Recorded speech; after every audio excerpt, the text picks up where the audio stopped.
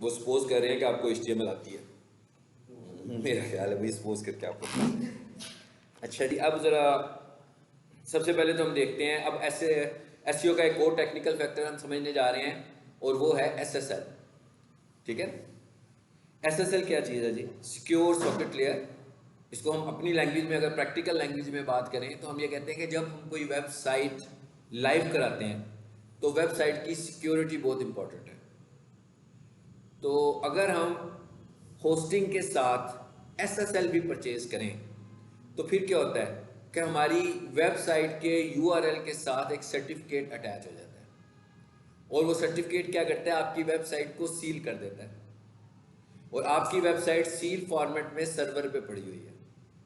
Client side पर कोई भी आपकी वेबसाइट को एक्सेस करता है, जैसे ही वो उसको करता है सर्वर पे रिक्वेस्ट जाती है, सर्वर उस रिक्वेस्ट को रिस्पॉन्ड करता है, और वो सील वेबसाइट क्लाइंट तक जाती है, और वो जो क्लाइंट तक पहुंचती है उस वक्त तक वो सील ही होती है। जैसे ही वो क्लाइंट तक आती है, यानी अपने डेस्टिनेशन पर पहुंचती है, तो वहां पर जाकर अनसील हो जाती है। तो it is the advantage of SSL। अब अगर ऑन द अदर हैंड हम ये कहेंगे किसी ने अपनी वेबसाइट पर SSL अप्लाई नहीं की है, तो इसका मतलब क्या हुआ कि सर्वर साइड पर आपकी जो वेबसाइट है वो अनसील फॉर्मेट में पड़ी है, और कोई क्लाइंट उसे रिक्वेस्ट करता है कि भाई मुझे इसे देखना है, तो वो उसी तरीके से रिक्वेस्ट को पूरी करता है, और वेबसाइट आपकी ट्रैवल करते हुए क्लाइंट तक जाती है, लेकिन वो रास्ते में अनसील होती है। इसका मतलब क्या है कि वो सिक्योर नहीं है, रास्ते में कोई कुछ भी हो सकता है, हैक भी हो सकती है, डाटा भी आपका सील हो सकता है, सब कुछ प्रॉब्लम हो सकती है। इसलिए हम ये कहते हैं, बिल्कुल ऐसे ही है जैसे आपको TCS आता है घर में, तो आपको जब TCS घर में रिसीव होता है, आप देखते हो ना पैकिंग में होता है। मिसाल के तौर पर आप माउस का ऑर्डर करें और एक बंदा आए आपके घर की बेल करे और जेब में से ऐसे ही माउस निकाले आपको, और दूसरी जेब में से पॉकेट में से वायर निकाले, ठीक है कि ना भी आपका ऑर्डर आ गया, तो आपको लेंगे ही नहीं उससे, हाँ? और अगर डब्बे में भी ये दो चीज़ें ऐसी हालत में पड़ी होंगी आप ले लेंगे, इसलिए कि वो सील है। तो इसी तरीके से अगर हमने अपनी वेबसाइट की सिक्योरिटी अप्लाई करनी है तो हम क्या करते हैं, SSL बाय करते हैं।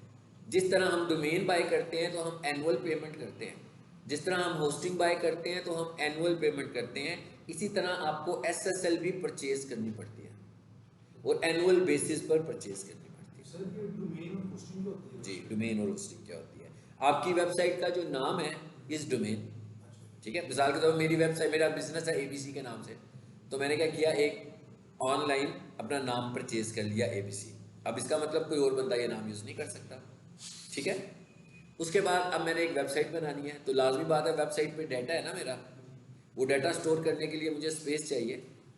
तो जिस स्पेस में मेरी वेबसाइट ने लाइव होना है, तो that space is called hosting. जैसे आप अपना लैपटॉप खरीदते हो तो आपका जो हार्ड डिस्क है वो आपकी होस्टिंग है, जिसमें आपने विंडो भी इंस्टॉल करनी है, जिसमें आपने अपने एप्लीकेशन भी इंस्टॉल करने हैं। तो जहाँ पर आपकी वेबसाइट ने स्टोर होना है उसे हम बोल रहे हैं होस्टिंग, ठीक है।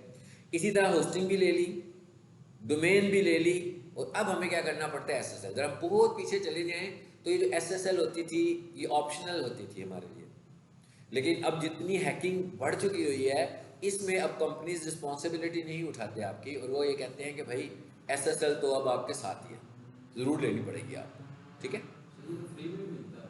हाँ, इसके बाद अगर आपके पास प्लान, कोई अच्छा प्लान हो, मिसाल के तौर पर मैंने एक होस्टिंग बाय किया और वो 8,000 की होस्टिंग है, स्टैंडर्ड प्लान है, नॉर्मल सा प्लान है, उसमें मुझे परचेज करनी पड़ेगी। अगर आपके पास कोई कॉर्पोरेट प्लान होगा, बिजनेस प्लान होगा, मिसाल के तौर पर मेरे पास बहुत सारे बिजनेस प्लान हैं क्लाइंट्स के, जिसमें किसी में होस्टिंग जो है वो 18,000 की है, किसी में 22,000 की है, सो उसके अंदर SSL फ्री है।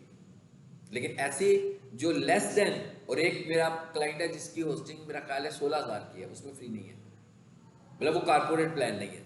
इनके प्लान होते हैं, अगर आपने कोई कारपोरेट प्लान लिया होगा तो उसके अंदर आपको होस्टिंग फ्री मिल जाती है, बाकियों में आपको एनुअल बेसिस पर लेनी पड़ती है, और जो मिनिमम स्टैंडर्ड होस्टिंग का पैकेज होता है वो तकरीबन 2,500 से शुरू हो जाता है। और SSL भी आपके पास एक पैकेज की शक्ल में होती है कि भाई कितनी, कौन सी SSL चाहिए। स्टैंडर्ड मतलब 2,500 की भी होगी, 3,000 की भी होगी, 10,000 की भी होगी, सिक्योरिटी लेवल्स बढ़ते जाते हैं। तो जो हमारे लिए काफ़ी होती है वो जो 2,500 अगर हमें परचेज करनी पड़े, मैं जो क्लाइंट को लेकर देता हूँ तो वो 2,500 वाली हमारे पास SSL होती है। अब ये भी एक SEO का फैक्टर है। इसका मतलब क्या हुआ? इसका मतलब ये एक ऐसा फैक्टर है जिसमें मेरी कोई एफर्ट नहीं है, नहीं है ना भाई, इसमें तो मेरी कोई एफर्ट नहीं है, मतलब मुझे कुछ नहीं करना, मुझे तो सिर्फ उसको एसएसएल परचेज करके देनी है, तो एसएसएल का टेक्निकल फैक्टर पूरा हो गया। अब फॉर एग्जांपल जैसे मैं कहता है कि इस माउस की पॉकेट में कोई रिलायबिलिटी नहीं है, इसी तरह विदाउट एसएसएल आपकी वेबसाइट की भी कोई अथॉरिटी नहीं है। मिसाल के तौर पर एक वेबसाइट है जो इन्फेक्टेड है और जो जिसपे मैसेज ही आ रहा हो नॉट प्रोटेक्टेड लिखा हुआ, तो कितने लोग हैं जो उसको खोलना पसंद करेंगे? और फिर क्या गूगल उसे लोगों को दिखाना भी पसंद करेगा? नो। तो इसका मतलब क्या हुआ कि ये एक बहुत स्ट्रॉन्ग फैक्टर है एसईओ का, अगर आपकी वेबसाइट प्रोटेक्टेड होगी। और नीचे है जरा इस स्लाइड के, ये देखिए क्या लिखा हुआ है जी, नॉट सिक्योर। इस पे क्या लिखा हुआ है? लॉक बना हुआ है। अब ऐसे नहीं आता, आपको पता है ना गूगल क्रोम का नया वर्जन लॉन्च हो गया है, तो अब वो कैसे शो कर रहा होता है जरा देखें, अब ऐसे शो होता है। पहले यहाँ पर लॉक होता था, ये नॉट सिक्योर होता था। अब इस पर क्लिक कीजिए तो ये लॉक लगा हुआ आ गया, तो क्या कह रहा है? कनेक्शन इज सिक्योर, और दूसरा सिक्योर नहीं होगा। अब आ जाए वापस स्लाइड पे, यानी इसका मतलब क्या हुआ कि हमें सिर्फ ये अप्लाई ही करनी है। अब आ जाते हैं थोड़ा सा इसको कॉन्सेप्ट, थ्योरेटिकल कॉन्सेप्ट भी इसका ले लेते हैं, ठीक है। ये तो आपको सारा प्रैक्टिकल, यानी कि इसका मतलब क्या हुआ कि आप एसईओ कर रहे हो, तो आपके पास एक वेबसाइट आती है और वो नॉट सिक्योर है, तो आप क्लाइंट को कहोगे भाई एसएसएल लेनी पड़ेगी। अगर आप चाहते हैं कि गूगल आपको रिकमेंड करे, तो आप होस्टिंग वाले कंपनी से कहोगे भाई मुझे एसएसएल दे दो, तो आपको एसएसएल दे देंगे। वो जैसे ही पेमेंट करेगा एसएसएल अटैच हो जाएगी आपके साथ, ठीक है, एसएसएल मिल गई। इतना सा काम है इसका।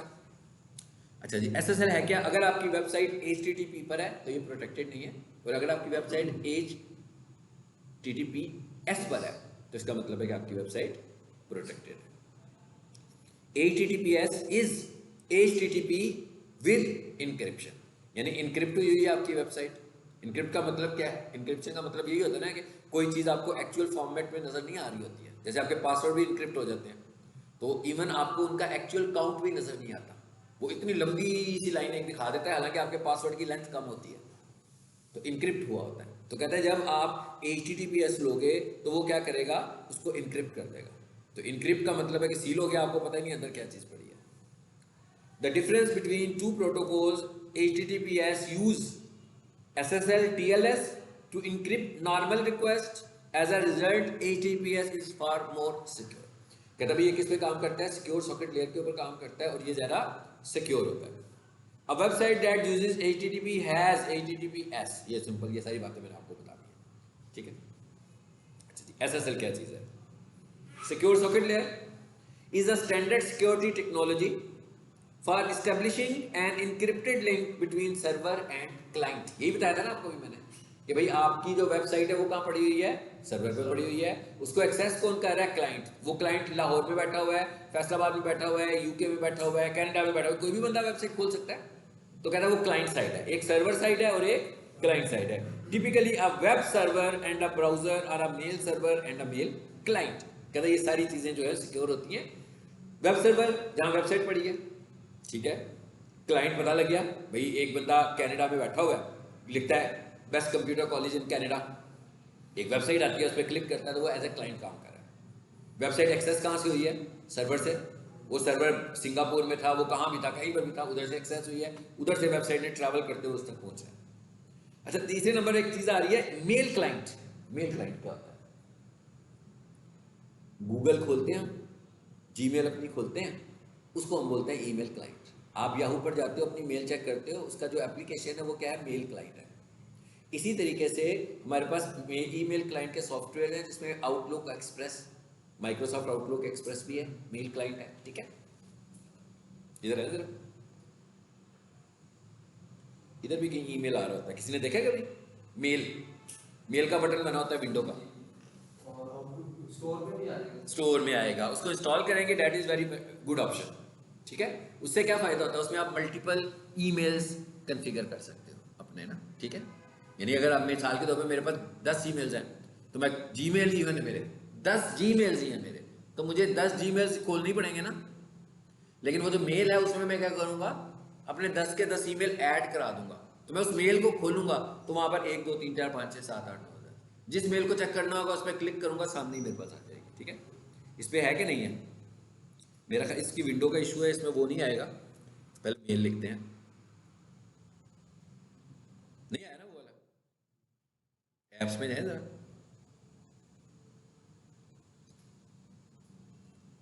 ये मैंने किसी को वीडियो बनाकर भेजी थी, आपसे शेयर करूंगा। ये तो जीमेल के लिए। अब जो ईमेल है इसको हमें समझना है कि जो कंपनीज होती हैं जिनकी वेबसाइट्स होती हैं, मिसाल के तौर पर जैसे हम कहें पीक सोल्यूशन में कोई 100 लोग काम करते हैं सारी ब्रांचेस में इनके, तो सबके ईमेल्स होंगे। अब अगर सबके ईमेल्स जीमेल पर होंगे तो उन 100 लोगों में से कोई 6 महीने के बाद 4 बंदे छोड़ के चले जाते हैं, तो वो जाते हुए अपने जीमेल्स भी साथ ही ले गए ना भाई, जीमेल्स तो उनके पर्सनल अकाउंट्स हैं, तो उन पे लोग कम्युनिकेट भी कर रहे थे। तो ऐसा नहीं होता। कंपनीज में क्या होता है, कंपनी जब किसी एम्प्लॉय को हायर करती है उसे अपना ईमेल देती है सर्वर का। बेसिकली होगा क्या, info@peaksolutions.edu.pk, जैसे आपके होंगे उसके भी ऐसे ही ईमेल्स हैं, ये सर्वर ईमेल्स हैं। मैंने कहा ये सारे के सारे सर्वर ईमेल्स हैं। इनको हम आउटलुक पे भी कनेक्ट कर लेते हैं, ये हमसे हमारे कोर्स से रिलेट नहीं कर रहा है, आपको मैं बस ये एक एक्स्ट्रा इन्फॉर्मेशन दे रहा हूँ। इसको हम अपने मेल में जाएं और सारे ऐड कर लें। मोबाइल पे ऑटो कनेक्ट हो जाते हैं, मोबाइल पे जाकर बताएंगे उधर भी ऑटो कनेक्ट हो जाएंगे, ठीक है। तो इसका फ़ायदा क्या होता है कि ये बिजनेस को रिप्रेजेंट कर रहे होते हैं। तो ये कह रहा है कि जो SSL है ये ईमेल क्लाइंट पर भी अप्लाई होगी। यानी एक कंपनी है जिसने आपको होस्टिंग दी है, उसने साथ आपको ये भी कहा है कि भैया आप इसमें ना 100 ईमेल्स भी बना सकते हो। तो इसका मतलब क्या हुआ कि अब आपके ईमेल को भी इसने सिक्योर कर दिया, आपके ईमेल अकाउंट्स भी सिक्योर है जी। थोड़ा सा थ्योरेटिकल कॉन्सेप्ट समझ रहे हैं, प्रैक्टिकल तो हमने इसका सारा समझ लिया। SSL certificate is a bit of code on your web server that provides security for online communication. ये मैं कहता हूँ एक सर्टिफिकेट इशू हो जाता है इसमें। When a web browser contact your secured website, the SSL certificate enable an encrypted connection. कि SSL का जो सर्टिफिकेट है एक encrypted connection को इनेबल कर देता है, और इसका मतलब क्या हुआ, वो क्लाइंट तक जाने तक इनक्रिप्ट रहता है। जैसे ही वो डेस्टिनेशन पर पहुंचता है, डेट इज द क्लाइंट, तो आपका मैसेज ओपन हो जाता है। बिल्कुल वैसे ही है जैसे TCS क्लाइंट के पास जाकर ओपन होता है। It's a kind of like a sealing a letter in an envelope before sending it through the mail. कह रहे हैं जैसे आप किसी को खत भेजते हो तो उसको बंद करके, ठीक है ना, और जब दूसरा खोलता है तो उसको पहले ओपन करता है और फिर उसमें से आपको लेटर पढ़ लेता है। Difference between HTTP and HTTPS, इसको भी हमने देख भी लिया कि HTTP जो है वो सिक्योर नहीं है और HTTPS सिक्योर है। HTTP, अच्छा दूसरा पॉइंट क्या है, HTTP works at the application layer. Layer model पढ़ा है, नेटवर्किंग में होता है, पढ़ा है लेयर मॉडल।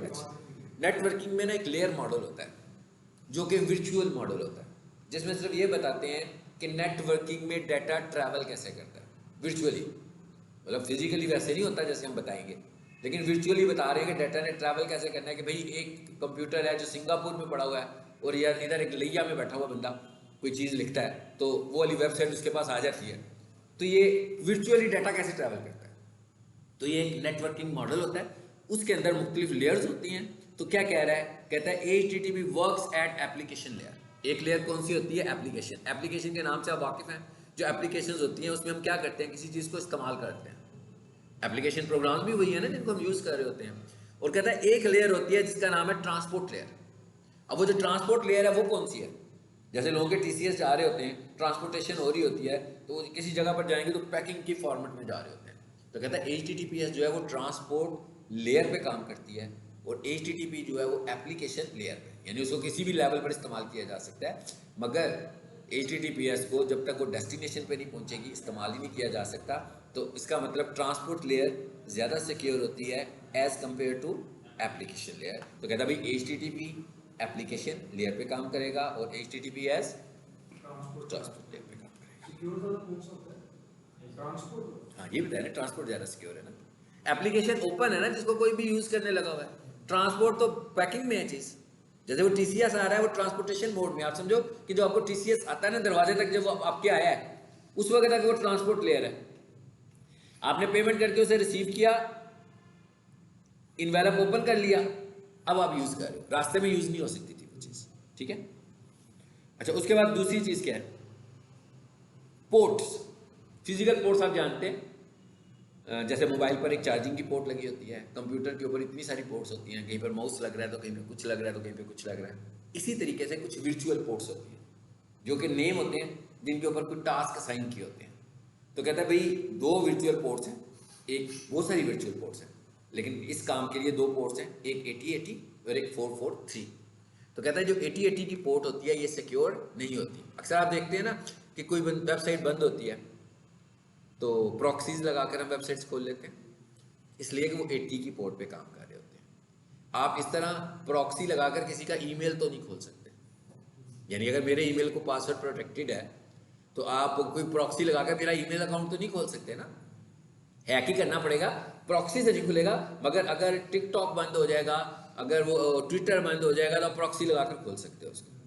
तो कहता है भाई ये जो आपकी SSL है ये किस HTTPS है, ये किस पे काम करती है 443 पर, और ये कौन सी पोर्ट है सिक्योर है, और 8080 सिक्योर नहीं होती।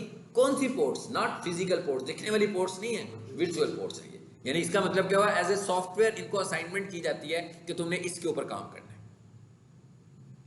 No encryption is present in HTTPS websites, ये तो हमने पढ़ ही लिया। बोथ इंक्रिप्शन एंड डिक्रिप्शन, कहता है इंक्रिप्ट भी होता है और डिक्रिप्ट भी होता है। इंक्रिप्शन कब होती है, जब वो सर्वर साइड पर होता है। डिक्रिप्शन कब होती है, जब वो क्लाइंट साइड पर आ जाता है। तो कह रहा है इसमें इंक्रिप्शन भी है और डिक्रिप्शन भी है। ठीक हो गया, ये थी हमारे पास SSL। अच्छा, अब यहां पर एक चीज देखिए जो कि अगले टॉपिक में फिर हम डिस्कस करने वाले हैं। वो क्या था, HTTP और HTTPS, जरा इनमें का फर्क समझते हैं। इधर आए,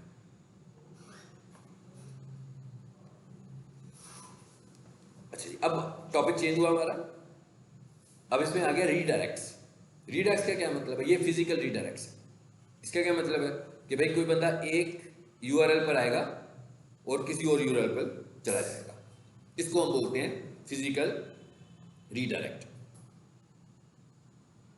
ठीक है, मतलब रीडायरेक्ट पता लगे ना क्या, सिंपली कोई एक URL पर आएगा दूसरे पर चला जाएगा, इट इज रीडायरेक्ट। अब हम ये कह रहे हैं कि रीडायरेक्ट हमारे पास 2 हैं, नंबर 1 301, नंबर 2 2, यानी कि पहला रीडायरेक्ट है 301 और दूसरा रीडायरेक्ट है 302। इनमें से एक रीडायरेक्ट जो है वो है परमानेंट और एक रीडायरेक्ट है जो टेम्परेरी है।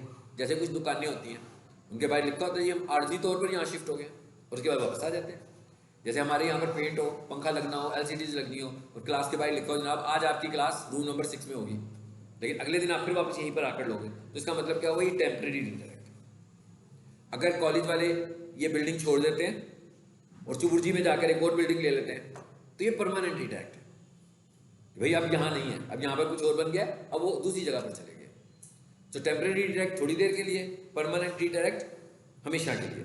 अच्छा, अब मतलब क्या है इसका, इसका मतलब क्या है 301 का क्या मतलब है जी, कि अगर आप अपनी वेबसाइट को परमानेंटली एक URL से दूसरे URL पर लेकर जाना चाहते हो तो आप उसको रीडायरेक्टर लगाओगे 301 का। रीडायरेक्ट्स भी टेक्निकल SEO का एक फैक्टर है,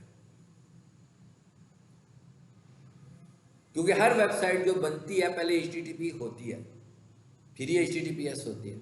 तो इसका मतलब ये हुआ कि ये वाला रीडायरेक्ट तो हमें हर वेबसाइट पे लगाना पड़ेगा, बिल्कुल कैनोनिकल की ही तरह, कि हमें एक तो रीडायरेक्टर लगाना पड़ता है वेबसाइट के ऊपर, और ये हम बहुत इजीली जाकर cPanel से लगाएंगे।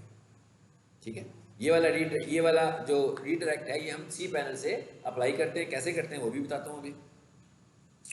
URL has move permanently to another URL, यानी इसका मतलब क्या हुआ, अब थोड़ी देर के लिए सोचे, एक तो लगाना पड़ गया ना, मतलब कब लगाया कि भाई HTTP ना आए, HTTPS आए। ऐसा ना हो कि मेरी वेबसाइट HTTP से भी खुले और HTTPS से भी खुले, वही बात कल वाली। या यूं कह लें कि मैंने जब वेबसाइट खरीदी तो उस वक्त इतनी इंपॉर्टेंस नहीं थी SSL की, आज के दिन में सिक्योरिटी बहुत इंपॉर्टेंट हो गई है। तो अब मैंने कहा कि भाई अब जरूरी है, भाई अब HTTPS खरीद लो। लेकिन सालों भर मेरी वेबसाइट जो थी वो HTTP पे ही चलती रही। तो इसका मतलब जब मैं उसे कन्वर्ट करूंगा तो URL तो 2 हो गए, पहला URL था HTTP, नया URL हो गया HTTPS। अब मैं क्या कहूंगा, मैं उसे कहूंगा कि भाई रिक्वेस्ट HTTP पर आए, रिक्वेस्ट HTTPS पर आए, जाना कहां है HTTPS। इस मकसद के लिए हम एक तो ये लगाएंगे, पहली ऑप्शन। दूसरी ऑप्शन क्या है, दूसरी ऑप्शन ये है कि भाई मेरी एक URL था, जैसे भी हमने देखा twitter.com, कहां चला जाता है x.com पे, नया URL ले लिया ना, नाम ही बदल दिया अपना। एक कंपनी थी उसने एक वेबसाइट ली थी एक डोमेन बाय की थी, बाद में उसने कहा नहीं यार मुझे अब नाम चेंज करना है। उनके बच्चों ने कहा भाई ये कंपनी का नाम ये नहीं होना चाहिए, ये होना चाहिए। उन्होंने नई डोमेन परचेज की और उसी डोमेन को उस पर रीडायरेक्ट करवाया, इसलिए कि उनकी बहुत सारी ऑडियंस उसको भी जानती है। मतलब एक्स को अभी लोग जानते हैं ना, अगर कोई आज से 4 साल पहले एक्स की बात करता, किसी को क्या पता था भी एक्स ट्विटर को कहते हैं? आज सबको पता है कि एक्स ट्विटर को कहते हैं। तो जो पुरानी ऑडियंस होगी तो वो पुराने नाम को ज़्यादा पहचानती होगी। इसलिए हम ये कहते हैं कि वो जो पुराना नाम है वो भी एग्जिस्ट करे, तो जब कोई बंदा पुराना नाम लिखे तो नए नाम पर शिफ्ट कर जाए। तो ये इसका दूसरा पर्पज़ है, परमानेंट रीडायरेक्ट। अब आपको फील हो रहा होगा ये कोई ऐसा रीडायरेक्ट तो नहीं है कि मैं कोई एक दिन के लिए लगा रहा हूँ या मैं 2 दिन के, ये तो ऐसे रीडायरेक्ट्स हैं जो मुझे परमानेंटली चाहिए। फॉर द टाइम बीइंग ये रीडायरेक्ट्स नहीं चाहिए, ये वाले रीडायरेक्ट्स मुझे परमानेंट चाहिए। तो ये हो गया परमानेंट रीडायरेक्ट, ठीक है। अच्छा, अब मिसाल के तौर पर जनाब मेरी वेबसाइट कोई 10 साल पुरानी है, पहले वो HTTP पे चल रही थी, फिर HTTPS पे ले आया, इस बीच में मैंने उसकी SEO भी करवाई और अब मैं उसे HTTPS पे ले आया। HTTPS पे लाने से पहले भाई SEO भी चल रही थी मेरी। अब मैं थोड़ी देर के लिए ये सोच रहा हूँ कि भाई मैंने इसको HTTP से HTTPS में किया, तो क्या SEO भी नए सिरे से करूँगा कि वो जो SEO HTTP पे पड़ी हुई थी वही शिफ्ट हो जाएगी? ये ना हो कि मेरी SEO ही लूज हो जाए सारी, पता लगे ना अब SEO गई, वो URL और था, ये URL और है। तो क्या रीडायरेक्टर्स में SEO मूव करती है साथ कि नहीं करती? अगर आपने परमानेंट रीडायरेक्ट लगाया होगा तो SEO मूव करेगी, अगर आपने टेम्परेरी रीडायरेक्ट लगाया होगा तो SEO मूव नहीं करेगी। ठीक है, ठीक हो गया, ये बात भी समझ में आ गई, ये एग्जाम्पल भी समझ में आ गई। अच्छा, अब इसको भी जरा समझ लेते हैं, अभी उधर जाते हैं लगाना कैसे है। 302 का रीडायरेक्ट, ये टेम्परेरी रीडायरेक्ट है, ये थोड़ी देर के लिए आपने लगाना है। रीडायरेक्ट की साइंस वही है, फर्क सिर्फ ये है कि ये परमानेंट नहीं है, कुछ देर के लिए। इससे क्या SEO साथ मूव करती है? नो। जब आप किसी को टेम्परेरी रीडायरेक्ट लगाओगे तो SEO नहीं मूव करेगी, SEO उसी के साथ है जो एक्चुअल वाला है। इसका मतलब क्या होगा कि अगर आप टेम्परेरी रीडायरेक्ट ज़्यादा देर लगा के रखोगे तो आहिस्ता आहिस्ता आपकी SEO ड्रॉप होना शुरू हो जाएगी, क्योंकि URL तो चेंज हो गया। तो लोग क्या करते हैं, किसी को अगर रिक्वायरमेंट, अब ये टेम्परेरी URL है ना, अब आप किसी इंपॉर्टेंस का पता लग गया होगा कि ये टेम्परेरी है, तो ऐसे टास्क जो टेम्परेरी हो, जैसे कुछ मैनेजमेंट हो, मेंटेनेंस हो रही हो, उस वक्त भी हो सकती है, या फिर AB टेस्टिंग के लिए भी हो सकती है। AB टेस्टिंग का क्या मतलब होता है कि जब हम किसी भी चीज़ के 2 वर्जन लेकर कंपेयर करना चाहते हैं, जैसे मैं अभी पढ़ा रहा हूँ लेक्चर एक SEO का, इसके बाद अगले घंटे में मैं फिर पढ़ाऊँ और उसके बाद मैं खुद से ही एक एनालिसिस करना चाहूँ कि इनमें से अच्छा लेक्चर मैंने कौन सा डिलीवर किया, तो उसको मैं यूट्यूब पे लगा दूँ। So this analysis is called AB testing. हम इसको कह रहे हैं कि ये AB टेस्टिंग है। तो कहता है भाई ये जो टेम्परेरी रीडायरेक्ट है ये हम कब इस्तेमाल करेंगे? जब हमने कभी AB टेस्टिंग करनी होती है या मेंटेनेंस करनी होती है। लेकिन अगर ये मैं ज़्यादा देर लगा के रखूँगा तो मेरी SEO का स्कोर ड्रॉप होगा। ठीक है, अच्छा, अब इतनी सारी साइंस का पता लग गया, तो जो एक्सपर्ट है वो क्या करते होंगे फिर? अब आपको समझ में आ गया ना एक्सपर्ट क्या करते होंगे। वो कहेंगे भाई क्यों लगाएं SEO पे ये वाला रीडायरेक्ट क्यों लगाएं? उनको टेम्परेरी भी लगाना होता है तो वो क्या करते हैं? परमानेंट लगाते हैं और बाद में चेंज कर देते हैं। अच्छा, गूगल की गिरफ्त में अगर ये लोग आ गए तो इनकी वेबसाइट ब्लैक लिस्ट हो गई। अगर गूगल को ये पता लगेगा, मतलब गूगल को एकदम नहीं पता लगेगा, गूगल को पता लगते हुए थोड़ा टाइम लगेगा, क्योंकि उसका अपना एक AI सिस्टम है जिसने इसको डिटेक्ट करना है, जिससे उसे ये पता लगना है। जब उसको पता लग गया आपकी वेबसाइट ब्लैक हैट हो जाएगी, ब्लैक हैट हो गई इट्स मीन उसने रैंक करना छोड़ देना। टेक्निकली तो वो ये कहता है, लेकिन ये जब पकड़ा जाएगा तो तभी पता होगा, वैसे नहीं होगा। ठीक है, इसका मतलब समझ में आ गई साइंस। हमारे काम का जो URL है वो कौन सा है? 301। यानी कि हमें टेम्परेरी लगाना है तो हमें टेम्परेरी ही लगाना है, और अगर हमें परमानेंट लगाना है तो हमें परमानेंट लगाना है। ऐसे नहीं करना कि हमें चाहिए टेम्परेरी था तो फीचर्स की वजह से मैंने उसको परमानेंट लगा लिया। हाँ, मैं यूँ कर सकता हूँ कि कुछ देर के लिए पुरानी वेबसाइट दिखाता रहूँ लोगों को, जब मुझे लगे, भी मेंटेनेंस की बात की थी ना, जब मुझे लगे कि मेरा नया वर्जन तैयार हो गया उस दिन मैं उसको अपलोड कर दूँ, तो मैं टेम्परेरी लगाऊँ ही ना, ताकि मुझे ये डाउट ना हो कि भाई मेरी SEO ख़त्म हो जाएगी। ठीक है, हाँ, मैं यूँ कर सकता हूँ कि जिस पेज को, अब एक और टेक्निकल बात बताने लगा, कि जिस पेज की मैं मेंटेनेंस कर रहा हूँ, भाई पूरी वेबसाइट की तो कटी मेंटेनेंस नहीं हो रही, खास पेज की हो रही होगी, तो उसको मैं क्या कहता हूँ गूगल को, किसे क्रॉल ना करो, क्रॉल ही नहीं करवा रहा, तो इसका मतलब क्या हुआ, गूगल उसको छोड़ रहा है ना। अभी कल के लेक्चर भी पढ़ा था, डिसअलाउ, उस पेज को डिसअलाउ कर दो भाई, अबाउट अस पे काम हो रहा है, सर्विसेज पे काम हो रहा है, तो उसको आप डिसअलाउ कर दो। ठीक हो गया।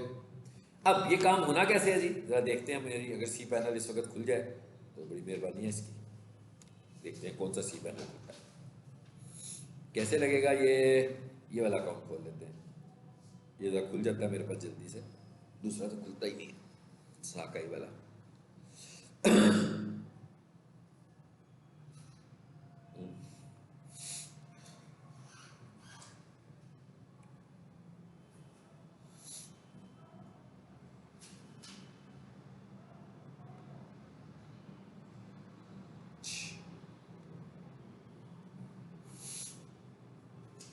इसमें आए और थोड़ी देर के लिए रिकॉर्डिंग को पॉज करते हैं बीच में से। किस कैटेगरी में जी, डोमेन, और डोमेन के अंदर ऑप्शन आ रही है रीडायरेक्ट, इस वजह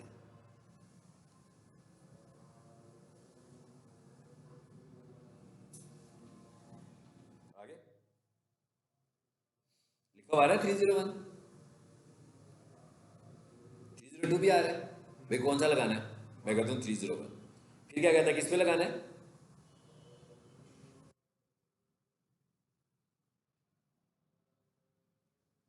ये देखिए इसमें क्या है, card.cyd card.com।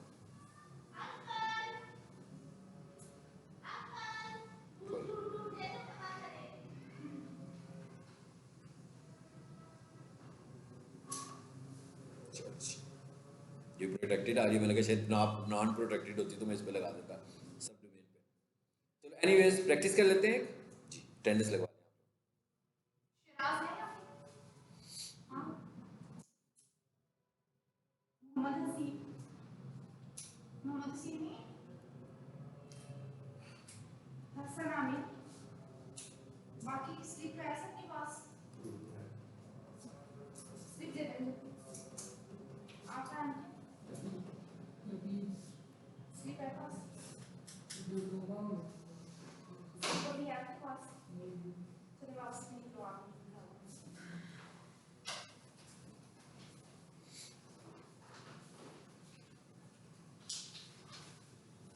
आप रहने दो, आप शिराज है आपका नाम है, वापसी पे रिसीव कर लेना, ठीक है।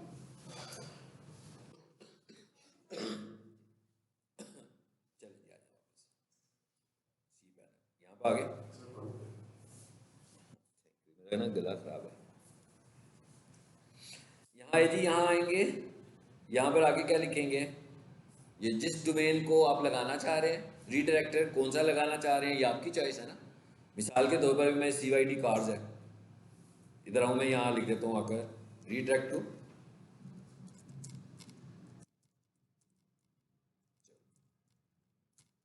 जियो टीवी पे ले गया।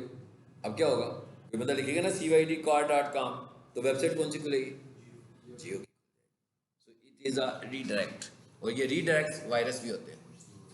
मैं क्या, ये रीडायरेक्ट वायरस भी होते हैं। हम तो अभी जेन्युइन तरीके से रीडायरेक्ट कर रहे हैं ना। तो अगर आपकी वेबसाइट हैक हो जाती है तो किसी के पास आपका सारा कंट्रोल चला जाता है, तो उसने सॉफ्टवेयर से इसको रीडायरेक्ट करवा लेता है किसी और पे। अक्सर ऐसा होता है कि आप किसी वेबसाइट का नाम लिखें, वो आती नहीं है, और उसकी जगह पर कोई और वेबसाइट आ जाती है, और वो अजीबोगरीब सी वेबसाइट होती है, और उसके URL पे सस्पिशियस भी लिखा हुआ आ रहा होता है। इसका मतलब होता है कि वो वेबसाइट हैक हो गई है। और एक और चीज़ भी याद रखिएगा, हैक्ड वेबसाइट और इन्फेक्टेड वेबसाइट दोनों में फ़र्क है। यानी कि वायरस वेबसाइट और है और हैक्ड वेबसाइट और है। अगर आपकी वेबसाइट हैक हो गई है तो वो सस्पिशियस हो गई है, और अगर उसमें वायरस आ गया है वो तो बड़ा डेंजरस हो गया ना। वायरस और चीज़ है, वायरस हैकिंग नहीं है।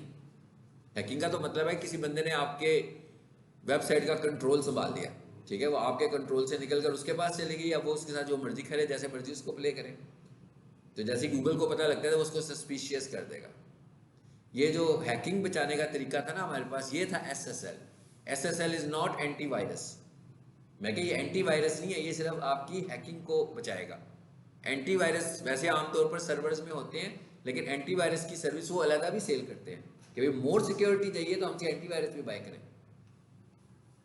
तो अब मैं क्या करूंगा जी, यहाँ आया लिखा, बस सिंपली क्या कर दूंगा ऐड। और अगर फॉर एग्जांपल मैं ये कहता है कि ये अभी तक इस पर नहीं थी, तो फिर मैं क्या करता है https://cydcards.com। इसका क्या मतलब था? इसका मतलब था कि ये SSL उस पर HTTPS पे कर रहा हूं। क्या बात समझ में आई ना क्या कहना चाह रहा हूं मैं? ये वो है जो मैं कह रहा हूं HTTP से HTTPS पे लेकर। ये एक फैक्टर बढ़ाने से आपके सर्वर का स्कोर एक्स्ट्राऑर्डिनरी एकदम बढ़ेगा, सिर्फ ये वाला फैक्टर लगाने से, ठीक है। उसके बाद नीचे क्या लिखा हुआ आ रहा है, रीडायरेक्ट विद और विदाउट www। कहता है भाई कोई बंदा www से लिखे या www के बगैर लिखे, दोनों सूरतों में रीडायरेक्ट कर दो। फिर आगे क्या लिखा हुआ है, वाइल्ड कार्ड रीडायरेक्ट। इसका क्या मतलब है, कोई लिखे cydcard.com, cyd कार्ड्स, फिर भी कर दे उसको। तो इस चीज़ों को ऑन करने से ये फायदा होगा, ठीक है। और इसके बाद मैं इसको ऐड करूंगा, इससे हो जाएगा। It is the procedure to apply redirects. ये सर वर्डप्रेस है। इसी पैनल है, ये वो जगह है जहां पर हम अपनी वेबसाइट्स को अपलोड करते हैं, ठीक है, पूरी की पूरी मैनेजमेंट करते हैं यहाँ से। अच्छा, ये वेब डेवलपमेंट में सिखाया जाता है? हाँ, ये वेब डेवलपमेंट का पार्ट है, इसका बिल्कुल नहीं है, लेकिन क्योंकि मैं टेक्निकल काम करता हूँ तो मेरे पास तो सारे एक्सेसेस होते हैं, तो इसलिए मैं आपको ये बता रहा हूँ। ये परचेज भी करनी पड़ती है हमें, शायद हो सकता है। हाँ, इस आके ही क्या था, है ना? हाँ, या किसी और का खोले। वो उस दिन इशू कर रहा था ना हमारा, मैंने बताया था ना कि वो खासतौर पर वो वाला सी पैनल इशू करता है मोबाइल डाटा पे। वो इसमें बार बार जो है ना आपका IP चेंज हो जाता है। वो बल्कि मैंने केबल लगाई थी शायद उस दिन, है ना? हाँ, तो ये नहीं कर रहा था तंग, तो इसलिए मैंने कहा था ये यूज़ कर लेते हैं। चलिए जी, इधर आ जाते हैं वापस। ये रीडायरेक्ट्स भी हो गए, समझ में आ गया? एक आखिरी चीज़ है, इसको भी कर लेते हैं। वो क्या है, 404 आपने देखा ना प्रीवियस क्लास में भी शायद हमारे सामने आ रहा था जब मैं robot.txt लिख रहा था। तो इसका क्या मतलब है कि ये वाला पेज मौजूद नहीं है, तो 404 का एरर आ जाता है।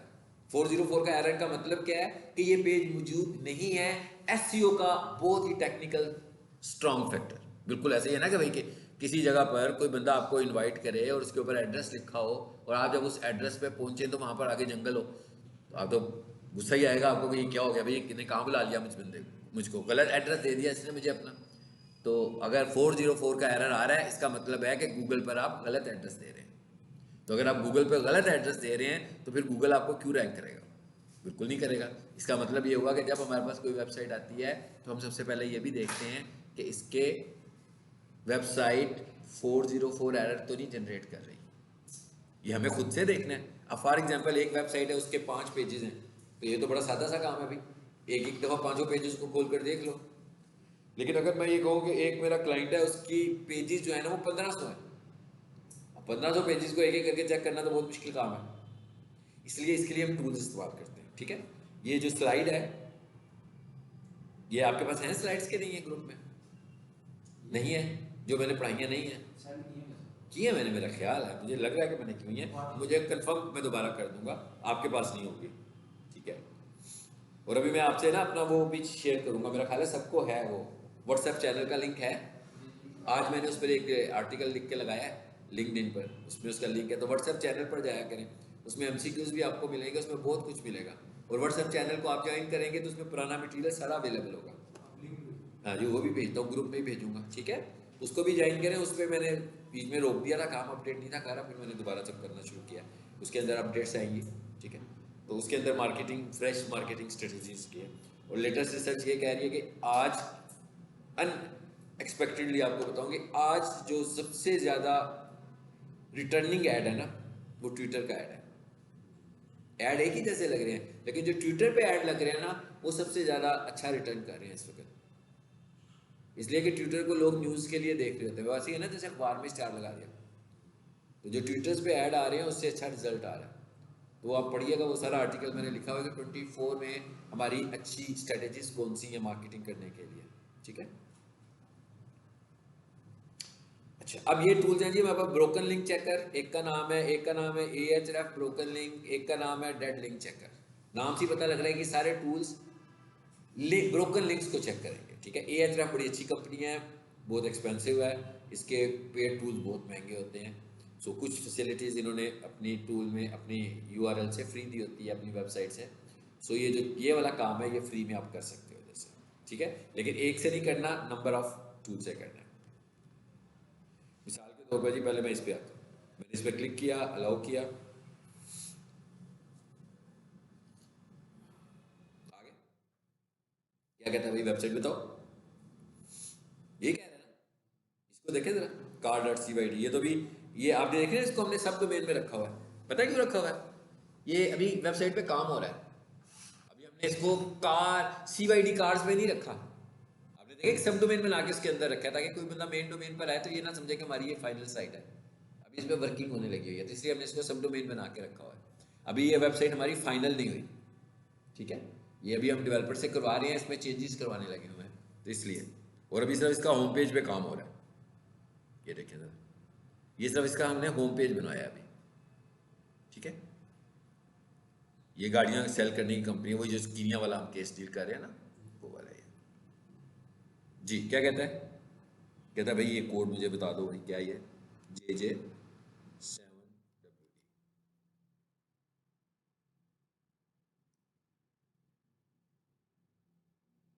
चलो कहता है आप घर में दोनों को ट्राई कीजिएगा, मैं ऊपर वाले को कर लेता हूँ जरा जल्दी हो जाए,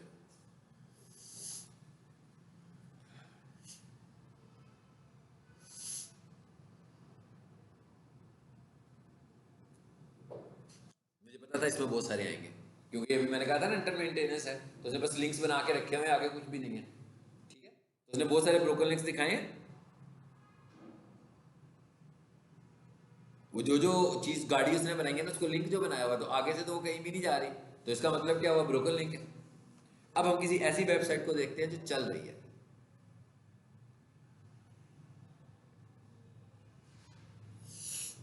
वो प्रोफेशनल किचन को देखें,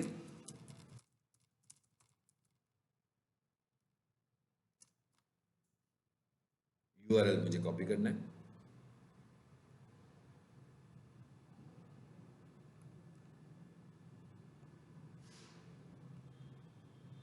कॉपी, दूसरा भी देने, अब वो सारे प्लेटफॉर्म्स को आप एक बार ट्राई कर लीजिएगा, 8WT84, अब देखते हैं इसमें क्या हालात है।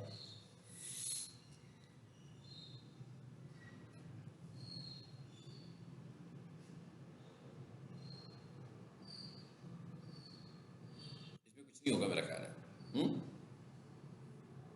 तो इस तरीके से हमें पता लगेगा। Ahref वाला 3 टूल्स दिए हुए हैं ना, तीनों में इसके साथ आप ये काम चेक कर सकते हो। सो ये वाला काम भी टेक्निकल एसईओ का फैक्टर है, और अब देख लो कि इसमें भी कोई एक्स्ट्रा एफर्ट की जरूरत नहीं है आपको, मतलब कोई बहुत सारी साइंस नहीं है, आपने इसको सिर्फ टूल पता होना चाहिए, वहां जाकर हम वेबसाइट का URL देंगे। अब क्या होगा, जो ब्रोकन लिंक्स आएंगे मेरे पास, अब दो काम हो सकते हैं कि या तो मैं टोटली वेबसाइट के प्रोजेक्ट को देख रहा हूँ, तो इस तरह की चीजें मैं खुद ही हैंडल कर सकता हूँ, तो फिर मैं खुद ही कर लूंगा, देख लूंगा भाई ये वाला ब्रोकन लिंक कहाँ पे जा रहा है। अब होगा क्या, बेसिकली ब्रोकन लिंक का मतलब क्या होता है, क्या हाइपर लिंक है, ये तो सबको पता है। अब वो जब हम हाइपर लिंक, इसका मतलब क्या हुआ कि हाइपर लिंक बना हुआ है, लेकिन जब उस पर क्लिक करते हैं तो जहां पर वो जा रहा है वहां पे कुछ नहीं है, तो दो ऑप्शन हो सकते हैं कि यहाँ तो वो जो हाइपर लिंक बना हुआ है वहां कोई स्पेलिंग मिस्टेक है, या फिर जहां वो जा रहा है वहां पे कुछ नहीं है, तो इसका मतलब क्या हुआ कि इनको रिजॉल्व करने के लिए मैं इन दोनों जगहों पर देखूंगा। मतलब क्या है मेरा कहने का, मेरे कहने का मतलब ये है कि भाई ये नोटपैड में आते हैं, हम कहते हैं कि मैं हाइपर लिंक को ब्रोकन लिंक को आइडेंटिफाई करना चाह रहा हूँ, तो ये था एक एक्चुअली एक एग्जांपल दे देता हूँ मैं।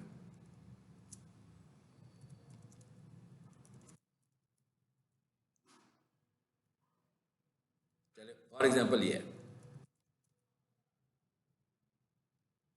अच्छा अब क्या है,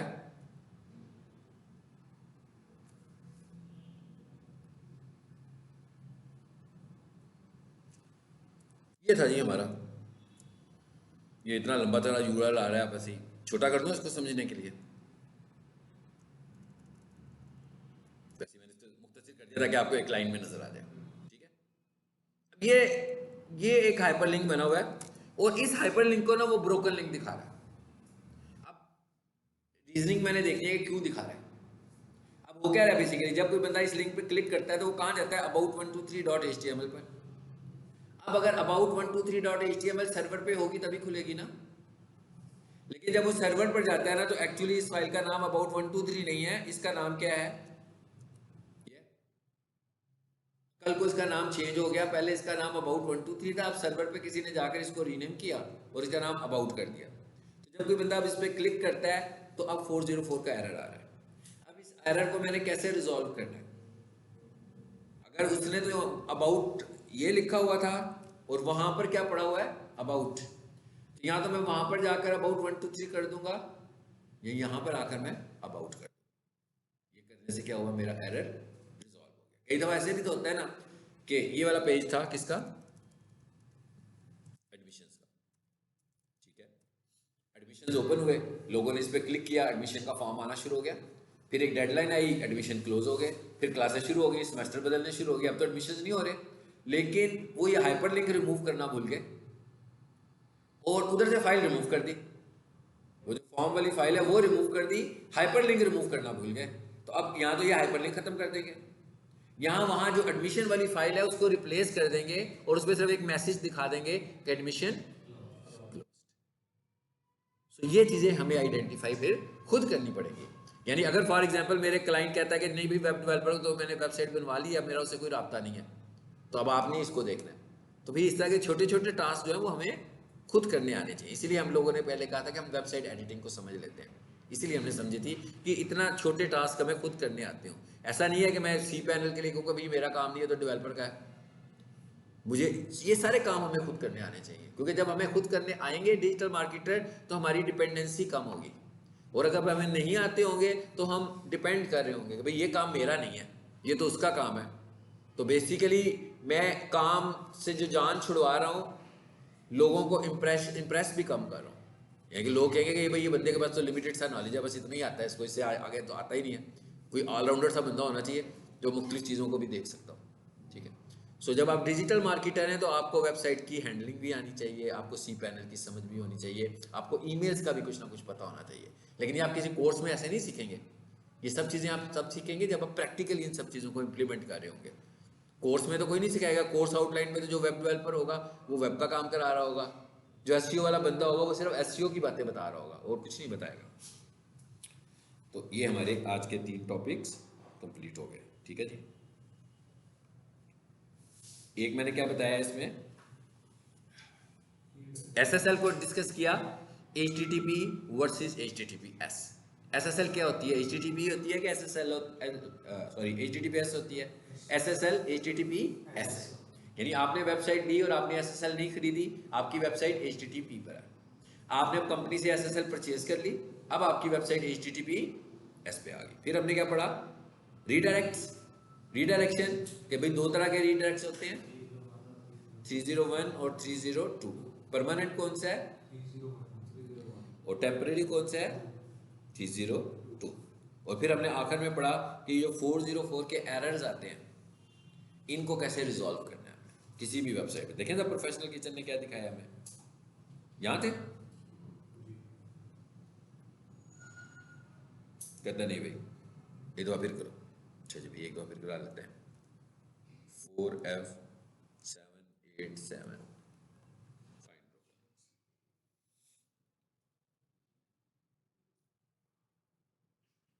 एक और टूल भी था, उसको भी देख लेते हैं,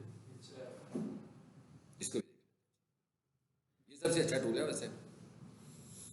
लेकिन आप ये क्रॉस टेस्ट जब कर रहे हो तो 1 पे नहीं करें, 2 3 पे करें, ठीक है। इसलिए मैंने आपको 3 दिए हैं।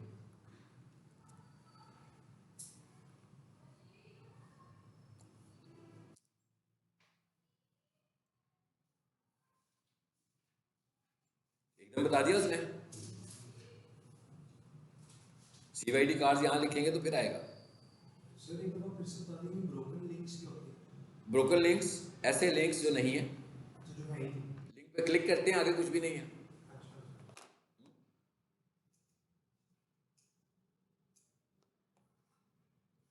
लिंक है मगर उधर आगे कुछ भी नहीं है, हाइपरलिंक बना हुआ है, आप उस पर क्लिक करते हैं तो जो आपने URL हाइपरलिंक में दिया हुआ है वो URL एग्जिस्ट ही नहीं करता। तो ये कौन सा लिंक होगा, ब्रोकन लिंक कहलाएगा। SEO ये काम, कुछ काम है जो शुरू में पकड़ने हमने, ये ऑडिट से रिलेटेड काम है। इसी को हम बोलते हैं एसईओ ऑडिट करना। यानी जब हमने किसी की वेबसाइट की एसईओ शुरू करनी है तो हमें ये चीज़ें देखनी होंगी। क्या देखना होगा कि भाई एसएसएल लगी हुई है कि, ये तो बड़ा आसान है ना भाई देखना, एसएसएल को फाइंड करना तो मुश्किल नहीं है। एसएसएल लगी हुई है कि नहीं लगी हुई है, साइट मैप बना हुआ है कि नहीं बना हुआ, रोबोट्स फाइल है कि नहीं है, रीडायरेक्ट्स लगे हुए हैं कि नहीं लगे हुए हैं। अभी जो पढ़ा है हमने वो क्या था, रीडायरेक्ट्स पढ़ा नहीं, अभी जो चीज़ है ब्रोकन लिंक्स हैं कि नहीं है। पिछली क्लास में हमने क्या पढ़ा था, कैनोनिकल लगा हुआ है कि नहीं लगा हुआ। ये एसईओ ऑडिट में आएगा। कीवर्ड्स हैं भी वेबसाइट में कि नहीं है, और टारगेट हुए हैं कि नहीं हुए हैं। ये एसईओ ऑडिट है। अभी तक मैं कुछ नहीं कर रहा, मैं क्या अभी तक मैं कुछ अप्लाई तो नहीं कर रहा, अभी तक मैं सिर्फ एक गाड़ी मेरे पास आई है, मैं मैकेनिक हूँ, तो मैं उस गाड़ी को देख के ये बता रहा हूँ मालिक को जिसकी गाड़ी है कि भाई इस गाड़ी में ये मसले हैं, तो इसमें ये मसले ठीक होने हैं। ठीक कोई मसला नहीं कर रहा, अभी मैं उसको सिर्फ उसके प्रॉब्लम्स बता रहा हूँ। It is called SEO audit. इसको बोलते हैं एसईओ ऑडिट करना। एसईओ ऑडिट में आप किसी का कोई मसला रिजॉल्व नहीं करते। एसईओ ऑडिट में आप सिर्फ उसको ये बताते हो, पाकिस्तान में तो खैर आपसे कोई एसईओ ऑडिट नहीं करवाएगा, अजीब लोग हैं। पाकिस्तान से बाहर जो है ना, वो एसईओ ऑडिट अलहदा करवाते हैं, उसके पैसे भी आपको मिलते हैं। मतलब कोई बता आपसे एसईओ ऑडिट करवाएगा, एसईओ उसने अभी करवानी है या नहीं करवानी है, आपको एसईओ ऑडिट के पैसे मिलेंगे। पाकिस्तान में ऐसे तो नहीं होगा। पाकिस्तान में तो जिस बंदे ने एसईओ ऑडिट करना होगा ना, वो कहेगा भाई ये लो प्रोजेक्ट शुरू करो, ठीक है, एसईओ ऑडिट क्या, फिर एसईओ ऑडिट करके दो, फिर देखते हैं आपसे काम लेना है कि नहीं लेना। हाँ जी, हमें पहले ही पता था। अच्छा, ये सोशल मीडिया मार्केटिंग में ये भी बहुत